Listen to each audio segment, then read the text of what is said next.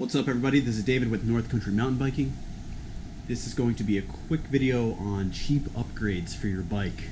I've got 200 miles on my Specialized Camber Comp 29 now, and it's come a long way from being stock, so we will talk about that right now.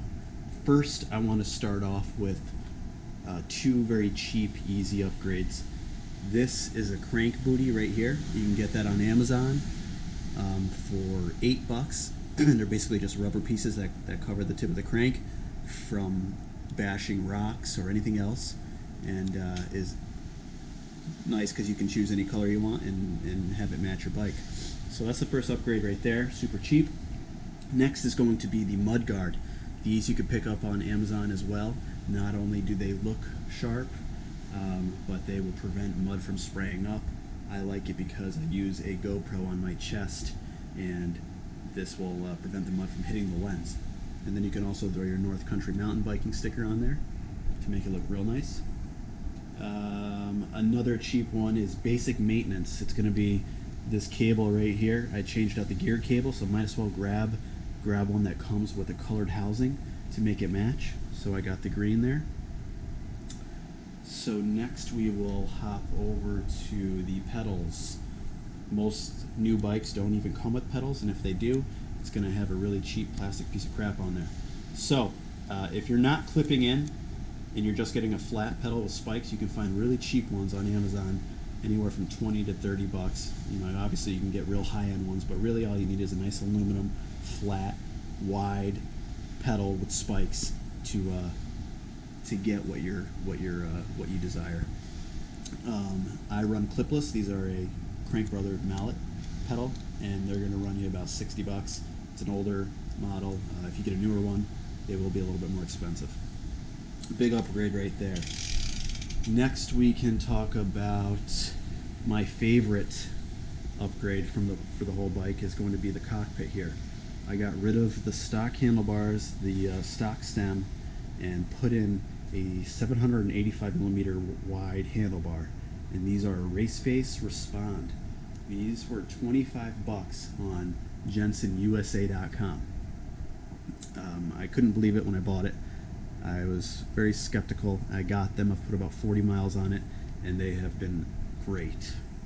I put a 40 millimeter stem on here.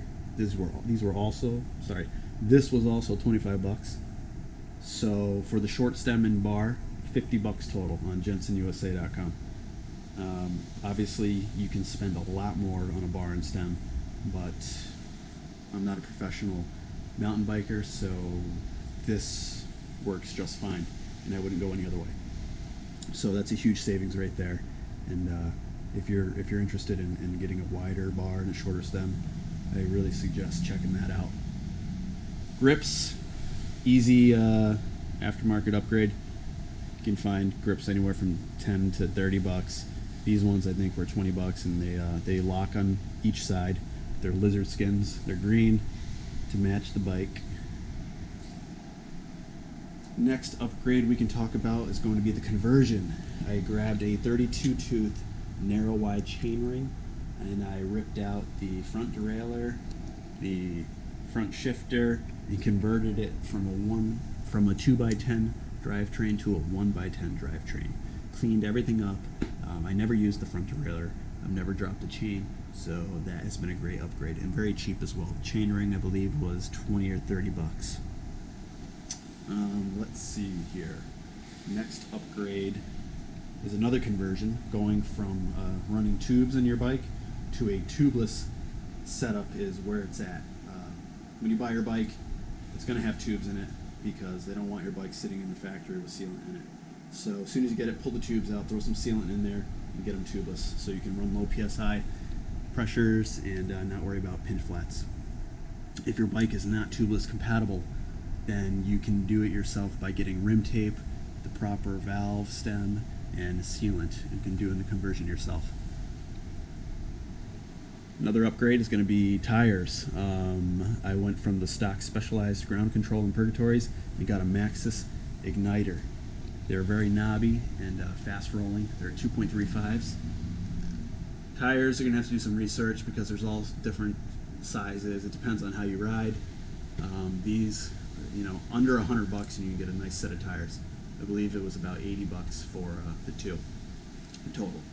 So that is another huge upgrade right there. These little guys, a little green nipple there, got it on wish.com for like 80 cents. So that was a pretty cool find, and that makes the bike look nice. Last we have the command post. The dropper seat post is huge. I use it every single time I ride. Being able to drop this seat all the way down, get it out of the way for technical areas or you know, going downhill is it's game changing.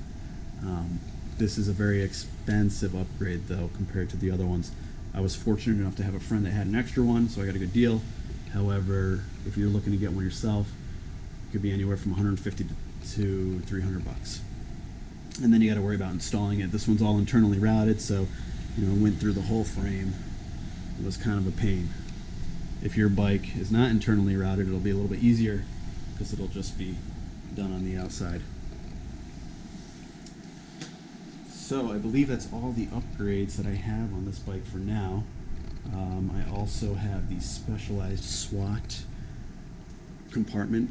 They bolt to the back of your seat, and it's just a spare tube, tire lever, CO2, in case for some reason your tubeless setup does fail, which I don't think it will. So yeah, that's it. I've got 200 miles on the bike now. Everything's pretty solid on it. If you guys have done any cheap upgrades, please let me know in the comments. It's always good to know and share it with the mountain biking community. If you have not subscribed yet, please do so. And we'll see you soon. Later.